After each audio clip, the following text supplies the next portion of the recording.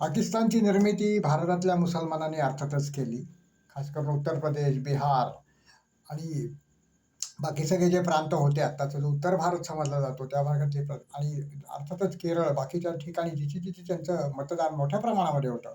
त्यांनी मताधिक्याने हा निर्णय मुस्लिम लीगला विजयी करून दिला पाकिस्तान निर्मितीसाठी. त्याच वेळेला मग असं करायला पाहिजे होतं, की या लोकसंख्येची अदलाबदल जी होती ती होणं अत्यावश्यक होतं. जर पाकिस्तान हा खास करून मुसलमानांसाठी बनवला गेला, तर मग भारतातल्या सगळ्या मुसलमानांनी पाकिस्तानात जाणं आवश्यक होतं. त्याचप्रमाणे लोकसंख्येच्या बदल या तत्वाप्रमाणे पाकिस्तानातल्या सर्व हिंदूंनी भारतात यायला पाहिजे होतं. परंतु तसं अजिबात झालं नाही. तसं व्हावं अशी इच्छा अनेक पुढाऱ्यांनी व्यक्त केलेली होती. श्यामाप्रसाद मुखर्जींनी, आदरणीय बाबासाहेब आंबेडकरांनी पण तसं म्हटलेलं होतं. परंतु त्यावेळेच्या काँग्रेसी धोरणाप्रमाणे पंडित जवाहरलाल नेहरू हा नावाचा जो पंडित होता, त्याला इस्लामी राज्याचं एक स्वरूप भारताला द्यायचं होतं. त्या कारणानं त्यांनी मुसलमानांनी इथे राहू दिलं, त्यांना वाढू दिलं, त्यांच्यासाठी सगळी बर्दाश्त ठेवली, त्यांच्यासाठी सोयीसुविधा दिल्या, अनेक नियम अटी त्यांच्यासाठी शिथिल केल्या आणि त्यांचं लोकसंख्या प्रचंड प्रमाणात वाढेल कशी याच्याकडे त्यांनी लक्ष दिलं. आणि त्याचाच परिणाम असा होतोय, की पाकिस्तान एक तर वेगळा झालाच. एक इस्लामी राज्य वेगळं झालं पाकिस्तान नावाचं. दुसरं एक बाणगुळ जे बांगलादेश नावाचं जे आहे मधून-मधून चिरचिर करणारं जे काय हे आहे, ते पण एक वळवळ करणारं लहानसं सापसुरळी निर्माण झाली एक इस्लामी सापसुरळी. आणि त्याचबरोबर भारतामध्ये एक मोठं पाकिस्तान निर्माण झालेलं आहे. याच्याकडे अर्थातच सर्वांनी दुर्लक्ष केलेलं आहे. आणि त्यामुळे मागच्या 12 वर्षामध्ये भारतामध्ये निर्माण झालेले पाकिस्तान जे आहे ते संपवणं आवश्यक होतं. परंतु त्यासाठी सरकारने काहीच प्रयत्न केलेले दिसत नाही आहे. आणि भारतामध्ये निर्माण झालेले पाकिस्तान आहे त्याच्याच ठिकाणी ठायी तुम्हाला संघर्ष करावा लागतोय. इथल्या समाजाला संघर्ष करावा लागतोय. इथल्या पोलीस दलाला संघर्ष करावा लागतोय. इथल्या अधिकाऱ्यांना संघर्ष करावा लागतोय. इथल्या जवानांना संघर्ष करावा लागतोय. हिंदूंमधल्या प्रत्येक घटकाला या भारतामध्ये निर्माण झालेल्या, भारतामध्ये अस्तित्वात असलेल्या पाकिस्तानशी लढावं लागतंय. रात्रंदिन आम्हा युद्धाचा प्रसंग याप्रमाणे त्यांना लढावं लागतंय. मग इथे निर्माण झालेला जो पाकिस्तान आहे तो लव्ह जिहाद कधी करत असतो, कधी लँड जिहाद करत असतो. त्याचप्रमाणे वक्फ बोर्ड नावाचा जो जातीयवादी राक्षस जो आहे तो ह्याच्यापासून निर्माण झालेला आहे आणि त्याला खतपाणी सर्वांनीच घातलेलं आहे. भारतामध्ये निर्माण झालेलं पाकिस्तान संपवलं नाही तर एक दिवस हिंदुस्थान जो आहे त्याचं रूपांतर पाकिस्तानमध्ये झाल्याशिवाय राहणार नाही. आणि म्हणूनच त्यांनी सांगितलेलं 2047 हे जे आहे ते आमचं अंतिम सत्य आहे. ते वारंवार हे म्हणतायत मोदी, की एक प्रकारे ती हास्यास्पद गोष्ट आहे.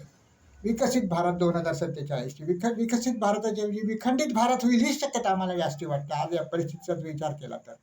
ठिकठिकाणी जे पाकिस्तान जे निर्माण झालेली आहेत त्यांची अतिक्रमणं जी चालू आहेत आणि मोठ्या प्रमाणामध्ये अतिक्रमणं चालू आहेत ती. आणि अतिक्रमणं जी चालू आहेत ती भूमीवरची चालू आहेत.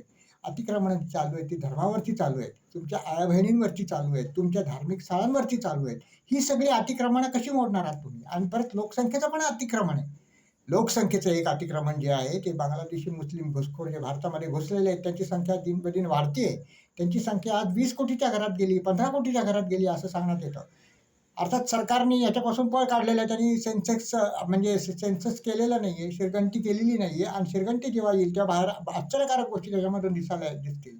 मुस्लिमांची लोकसंख्या प्रचंड प्रमाणात वाढलेली असेल आणि हिंदूंची लोकसंख्या अत्यंत मोठ्या प्रमाणामध्ये घटत चाललेली असं दिसते. हिंदूंची लोकसंख्या घटण्याची अनेक कारणं आहेत. त्यांच्यामधलेच सामाजिक पद्धतीमध्ये जे परिवर्तन झालेलं आहे त्याच्यामुळे झालेलं आहे. परंतु घुसखोरी हे मुख्य कारण आहे की त्यांची लोकसंख्या तिथे वाढवली गेलेली आहे. म्हणजे तिथे हिंदुस्थान जो आहे, भारतामधला जो हिंदुस्थान आहे, तो संकुचित होतोय आणि पाकिस्तान मात्र बळावतोय. ही अशी वस्तुस्थिती आहे. भारतामधल्या निर्माण झालेल्या पाकिस्तानला संपवल्याखेरीज त्याच्याकडे डोळे उघडून पाहिल्याशिवाय कुठलीही समस्या संपणार नाहीये. मग ती लव्ह जिहाद असो, लँड जिहाद असो, लोकसंख्या जिहाद असो किंवा बाकीच्या सर्व प्रकाराने ज्या समाजावरती आक्रमण करण्यात आलेला जो आहे तो जिहाद असो. या सर्व गोष्टींचा इलाज जर करायचा झाला असेल तर भारतामध्ये निर्माण झालेलं पाकिस्तान जे आहे ते आधी संपवायला पाहिजे. आणि तेच संपवायची बुद्धी ज्या दिवशी राज्यकर्त्यांना होईल तो सुदीन आहे. या राज्यकर्त्यांना होईल की नाही माहीत नाही. परंतु अपेक्षा तर आपण अशी करू शकतो ना. दुसरं आपल्या हातामध्ये काहीच नाही कारण आपण त्यांना 3 वेळा मतदान करून निवडून दिलेलं आहे. हे जर त्यांनी केलं तर देश वाचेल, नाहीतर देश मुसलमान होण्यापासून या देशातल्या हिंदूंना गत्यंतर राहणार नाही. 2047 साली ही काळ्या दगडावरची रेघ आहे. अर्थात योगीजी तर पंतप्रधान 2026 साली 27 साली झाले तर हे चित्र बदलू शकतील. कारण हा पाकिस्तान मुळासकट उखडून काढायला पाहिजे. तो काय गोडी गुलाबीनी घेणी तिथला पाकिस्तान संपणार नाहीये. तर त्याला साम दाम देऊन झालेला, आता त्याला भेद करण्याची आवश्यकता आहे. ती जी नीती त्यांनी उत्तर प्रदेशमध्ये अंमलात आणलेली, उत्तर प्रदेशची नीती संपूर्ण देशभर जर अंमलात आणली गेली आणि योगींच्या हातामध्ये अजून मोठी शस्त्र दिली, अजून मोठे आधार दिला, तर ते हे सगळे प्रश्न सोडवू शकतील. त्यासाठी पण इच्छाशक्ती पाहिजे. अर्थातच येरागावाळ्यांचं काम नाही, त्याचे पाहिजे जातीचे. हे जातीचे नेते जिथे असतील तिथे हे सगळं करू शकेल. जातीचे म्हणजेच वंदनीय जगद्गुरू तुकाराम महाराजांनी सांगितले तेथे पाहिजे जातीचे, म्हणजे अर्थातच की ज्याच्या ज्या ज्या कार्याला जो योग्य आहे तो व्यक्ती जिथे जिथे असेल तर तो ते उत्कट आणि उत्तम कार्य करू शकतो. जो योद्धा आहे तोच ते युद्ध लढू शकतो. व्यापारी युद्ध लढू शकत नाही. व्यापारी राजा जर व्यापारी झाला तर देश भिकारी होतो, असे एक म्हण आहे. राजा व्यापारी, देश भिकारी. तर त्याचं प्रत्यंतर आपण अनेक वेळेला घेतोच आहोत. तर इथला मूलभूत प्रश्न जो आहे तो इथला पाकिस्तान संपवण्याचा आहे. भारतामध्ये अस्तित्वात असलेल्या, भारतामध्ये व्यापक होणाऱ्या पाकिस्तानला संपवण्यासाठी शासन कधी जागृत होणार आहे, हा सगळ्यात महत्त्वाचा मुद्दा आहे आणि हा एकमेव प्रश्न या देशापुढे आहे.